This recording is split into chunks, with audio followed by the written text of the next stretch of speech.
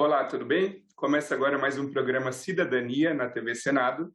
Eu sou o Sérgio e hoje falaremos sobre a importância de condições dignas e adequadas para a inclusão plena e educação de surdos no Brasil. Para conversar conosco, temos a participação de Valdimar Carvalho, diretor de Acessibilidade Comunicacional da Secretaria Extraordinária da Pessoa com Deficiência no Distrito Federal, e também seu intérprete de Libras, Leonardo Rios. Bem-vindos ao Cidadania.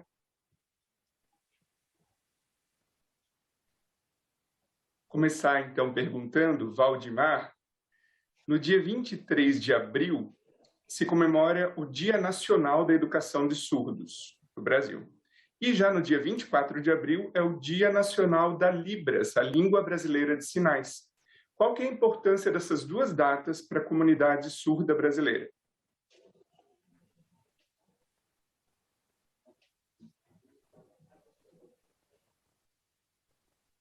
Ótima pergunta. Essas duas datas, no dia 24 de abril, é uma lei que foi bastante importante por conta que a gente conseguimos demonstrar muito a militância da comunidade surda. Antes dessa lei existir, nós tínhamos dificuldades, bastantes barreiras comunicacionais. Depois dessa lei, durante todo esse período, a Libras começou a ser respeitada, uma língua começou a ser evoluída. Começamos a mostrar a importância da comunidade surda para todo o Brasil. E você comentou sobre as barreiras. Perdão. Ele ia falar do segundo ponto, da educação dos surdos. Pode falar, Valdimar. Vamos lá. A educação do surdo, como é feito esse processo inclusivo? É bastante importante a gente falar sobre isso e deixar bem claro que a educação do surdo é importante dentro das escolas bilíngues, onde tenha material didático voltado para pessoas com deficiência auditiva e também em questão da gramática e o contexto linguístico. Em outras escolas inclusivas, para surdos, a gente tem bastante dificuldade. Por exemplo, o intérprete de Libras, ele escuta e ele faz a tradução. Se esse intérprete não for fluente, esse surdo ele tem até dificuldade também no desenvolvimento. Numa escola bilíngue, onde o professor exercita a língua mesmo, a Libras, onde o professor é fluente, ele consegue desenvolver esse papel, o surdo ele consegue desenvolver e se agregar ali na sociedade. Aonde também pode ser também feito esse trabalho no mercado de trabalho, onde tem pessoas fluentes. Então, é importante essa fluência dentro das escolas bilíngues. Sobre essas conquistas da comunidade surda com a lei da Libras e outras regulamentações afins, qual é a conquista mais importante, na sua opinião, Valdimar? A que mais fez diferença para a comunidade surda?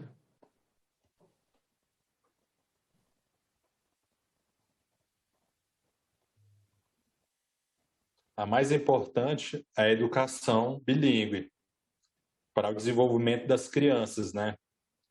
Onde a gente tem bastante dificuldade nas escolas inclusivas. Então, com a educação bilíngue, junto com a FENES e com o apoio da FENES, dando esse apoio, essa assistência à comunidade surda, tendo toda essa militância para a educação bilíngue, eu, como militante, desde criança, estudei em muitas outras escolas inclusivas, acabou que o meu desenvolvimento foi um pouco tardio, né? Por conta dessa dificuldade da língua. Essa é uma experiência que eu tenho. Se a gente tem uma escola bilíngue, eu, depois que fui contratado, um certo período, trabalhei na escola bilíngue e dei aula, a gente criando material didático voltado para crianças surdas, a gente vê que o desenvolvimento delas é muito mais rápido, elas têm uma percepção muito maior. Então, com essa minha experiência, a gente pode ver que a escola bilíngue, ela faz uma diferença muito grande para as crianças surdas, aonde o L1, a Libras, é exercida dentro da escola e o L2 seja o português. E sobre essas escolas bilíngues, que facilitam muito, né, a inclusão da criança surda, né, na educação, enfim. Já são realidade essas escolas bilíngues ou ainda está muito longe do ideal?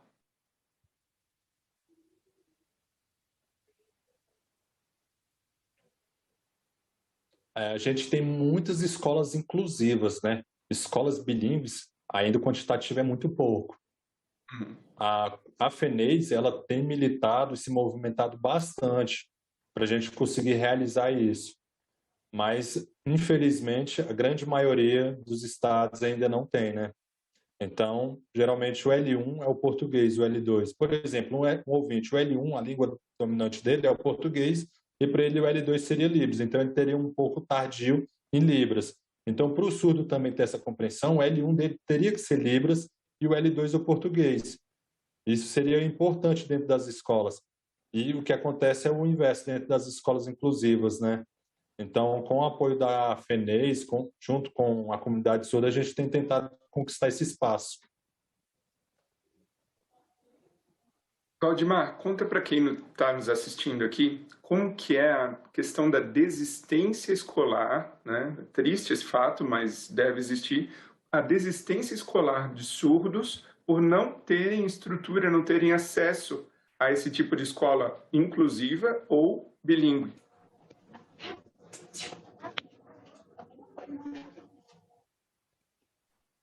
Não sei o que, né?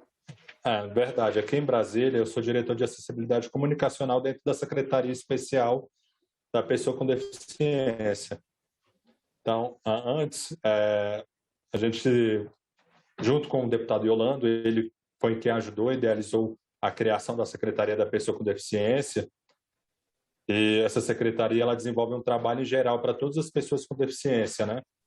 Para que essas pessoas possam conquistar os seus espaços. Então, eu, Valdemar, como surdo, represento a comunidade surda aqui e a gente tem desenvolvido esse trabalho na área linguística.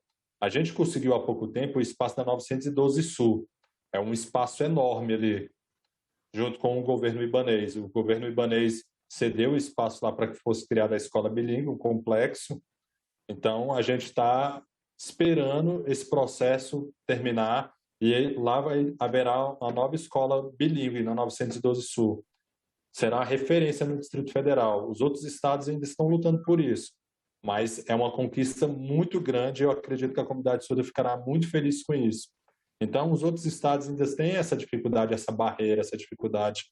Então, junto com o deputado Yolanda, ele tem nos ajudado bastante a desenvolver esse processo da escola.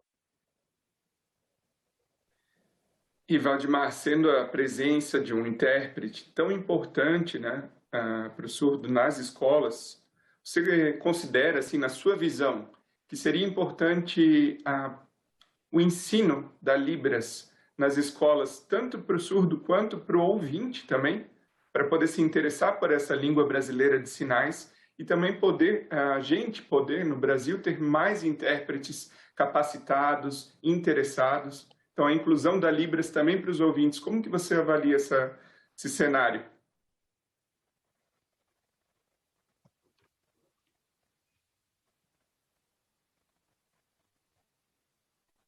É uma ótima pergunta. Isso é bastante importante mesmo, a gente ter essa vinculação.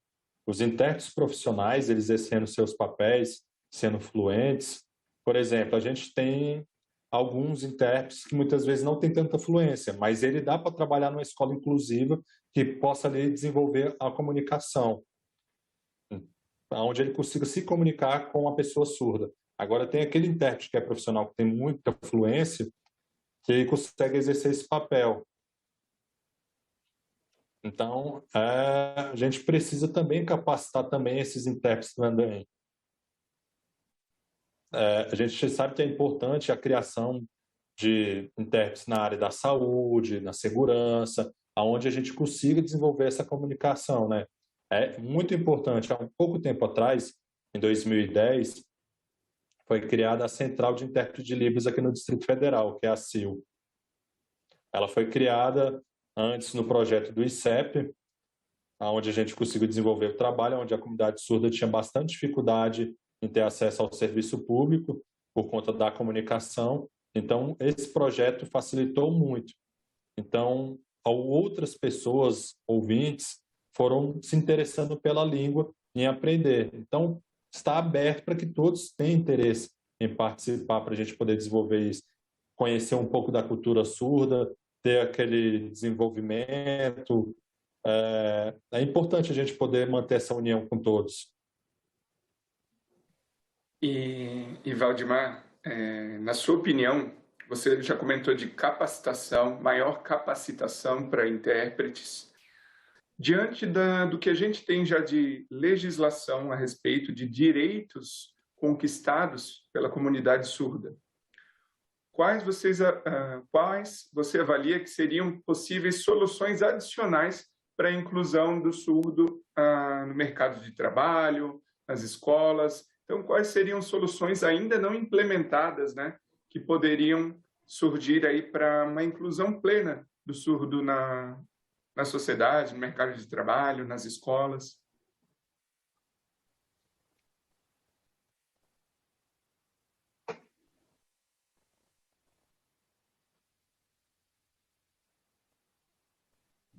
A principal seria na educação, né? Nas escolas bilíngues. Isso é muito importante. E também para surdos serem integrados, né? A gente não tem esses cursos bilíngues também. A gente tem uma diversidade de cursos. Por exemplo, vou mostrar por exemplo, um lanterneiro pintor. Então, muitas vezes um surdo ele tem até interesse, mas como é que ele vai participar desse curso? Porque teria que ser um curso inclusivo, né? Então, nas espaços diferentes. Deixa eu ver de onde ele travou. Então, na escola bilíngue, ele conseguiria desenvolver a educação, o aprendizado e o conhecimento, e a gente poderia dar outras oportunidades também no mercado de trabalho, criando os cursos inclusivos e bilíngues, né? Isso seria muito importante para que o surdo também pudesse participar da sociedade. Então, a gente tem essa dificuldade um pouco. Então, existem algumas leis, algumas conquistas, que a sociedade ainda não tem conhecimento disso. Então, a gente tem que continuar ainda trabalhando ainda junto para promover a acessibilidade junto com o apoio da FENES, com a Secretaria da Pessoa com Deficiência, para a gente quebrar esses paradigmas e fazer que a lei seja cumprida, né?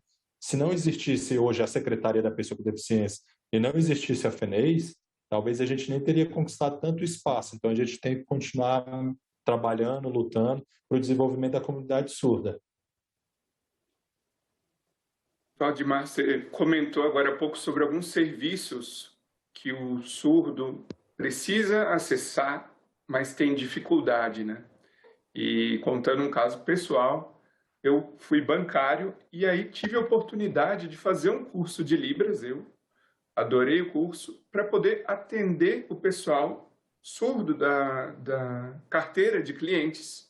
Então, eu pude oferecer esse atendimento em Libras em bancos, né? Então, o banco se preocupou com isso. Qual o serviço, desses serviços comuns, que você enxerga assim como que o surdo tem mais dificuldade e carência, né? Não tem pessoas capacitadas para atender em Libras?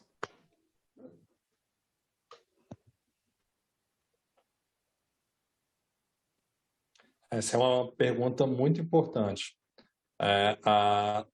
Na estação do metrô, na 112 Sul, onde existe a central de intérprete de Libras, lá a gente fornece esse serviço de 8 às 18, de segunda a sexta. Então, a central, ela atende toda a demanda da comunidade surda do Distrito Federal, fazendo atendimentos presenciais e online também, através de videochamada. Há pouco tempo, a gente conseguiu também criar o 156, voltada para pessoas surdas, através de videochamada, que funciona de 7 às 21. Então, isso é muito importante para a comunidade surda, para poder promover a acessibilidade. Em toda a nossa história, a gente nunca teve isso, a gente só tinha em São Paulo. Agora a gente tem também no Distrito Federal, onde o surdo consegue ter um atendimento através do 156. Porque isso é fácil para o ouvinte, né? Mas para o surdo a gente tinha essa dificuldade. Então, agora há pouco tempo a gente conseguiu um 156 e eu gostaria até de agradecer também o governador pelo apoio, por estar apoiando a comunidade surda e se importado tanto com essa causa. Então, aqui a comunidade surda de Brasília ficou bastante feliz. Então, a gente falta ainda alguns outros serviços, o número do bombeiro, 193, a emergência 190. Então, eu sou surdo, trabalho dentro da Central de Libras, onde a gente desenvolve esse atendimento e atendendo a comunidade surda, onde eles têm dificuldades. Então, a gente faz um atendimento através de agenda, com atendimentos em loco, promovendo acessibilidade, tudo em Libras. Lembrando aqui que o nosso programa, o Cidadania da TV Senado, é um programa, Valdemar e Léo, que é transmitido para o Brasil inteiro. Então, o Valdemar está representando a comunidade surda brasileira para todo o Brasil. Eu queria aproveitar e perguntar, o 156 que você comentou, é de uso específico, exclusivo no Distrito Federal? Se sim, qual que seria um número de acesso ou alguma alternativa de acessibilidade para o surdo que está nos assistindo agora, que está lá no sul do país ou no norte do país? Você teria como compartilhar algum número de videochamada? Você comentou que em São Paulo já existe, né? Tem algum número que seja nacional e não regional?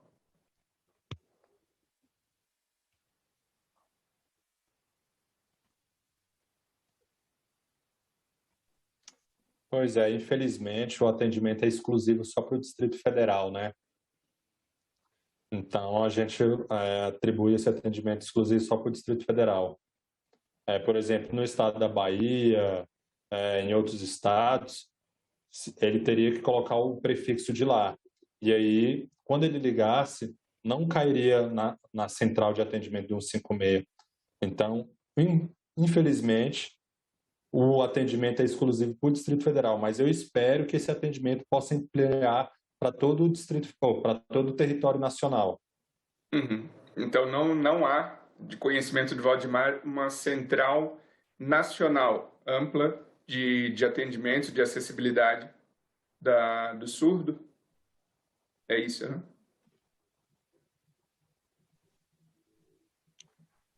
A gente pede para o Congresso Nacional possa criar políticas públicas para que o modelo de Brasília seja referência, a gente possa expandir para todo o território nacional, né? Para que isso possa ser padronizado, esse 156. Seria muito importante. Então, eu peço para que o Congresso possa avaliar isso. Legal. Valdemar, uma questão importante que muitos ouvintes, acredito, que vão assistir esse programa desconhecem, e eu acho muito importante que conheçam, né? Que é a questão de terminologias, termos, palavras que o surdo não acha legal, não acha adequado que a pessoa se dirija a ele, né? Então, quais são termos assim, Léo também, se puder nos ajudar, termos que não são legais, né, para a gente comentar a respeito de surdos?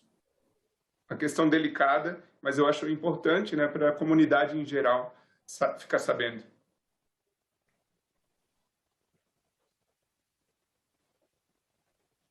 Na verdade, a comunidade surda, a grande maioria, não gosta do termo chamado mudo. Por quê? Porque o significado do mudo é uma pessoa que não tem voz. Mas na comunidade surda, sim, nós temos voz, nós conseguimos pronunciar som, nós conseguimos gritar. Então, a grande maioria da sociedade, ouvinte, ele pensa que o mudo é porque não consegue falar. Mas então, a gente utiliza a palavra apenas surdo. Então, a grande maioria das pessoas, às vezes, não tem informação em relação a isso. Então, o surdo, ele não gosta de ser chamado de surdo-mudo. Outras coisas também. Também a gente precisa também mostrar a importância da nossa língua, né? Divulgar mais. Porque também existem vários outros tipos de deficiências auditivas, né?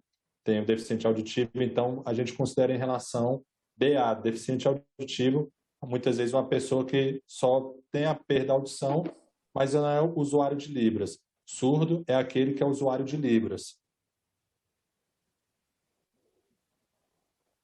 Valdemar, não sei se você teve a oportunidade de assistir recentemente, mas agora há pouco tempo um filme, né, ganhou como melhor filme, o Oscar de melhor filme, que é o No Ritmo do Coração.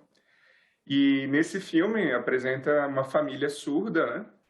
E o ator que faz o papel do pai da família ganhou o Oscar. Foi o primeiro Oscar de atuação de um homem ganhador do Oscar, né? Melhor ator coadjuvante. Então, assim, essas duas conquistas eu acho que mostram, né, para a sociedade a importância, mostram a família surda ali no ambiente de interação com outros profissionais, eles são uma família de pescadores. Queria saber o que você achou disso, né, do homem, primeiro homem a ganhar um Oscar por atuação, né, exercendo esse papel.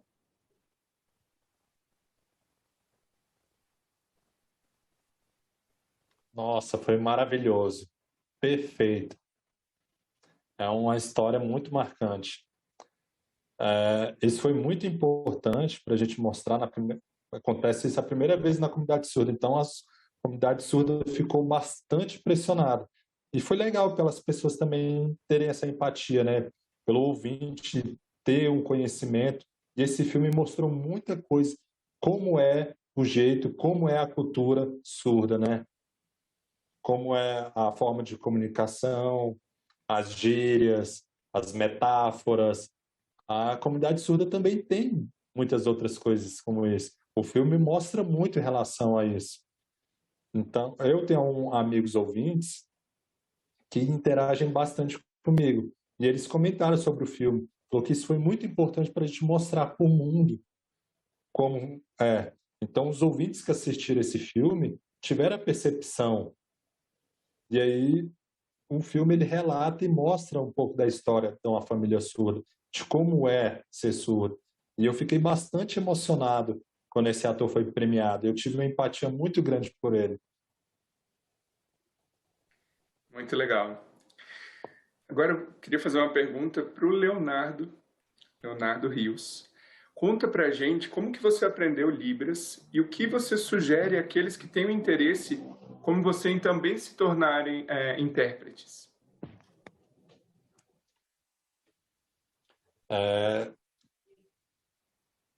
Eu vou tentar finalizar e falar ao mesmo tempo, tá? Tá. Então, na verdade, os meus pais são surdos, meu pai e minha mãe. E aí, eu sou o caçula, né? Eu tenho um irmão mais velho. E, na verdade, a família da minha mãe são descendentes de alemães. Os meus avós vieram para o Brasil, porque vieram fugir por conta da época do Hitler e estavam matando os judeus, né? E o meu avô era judeu, veio para o Brasil, e os meus avós eram primos de primeiro grau. E aí eles se relacionavam só entre eles ali, porque era um grupo fechado.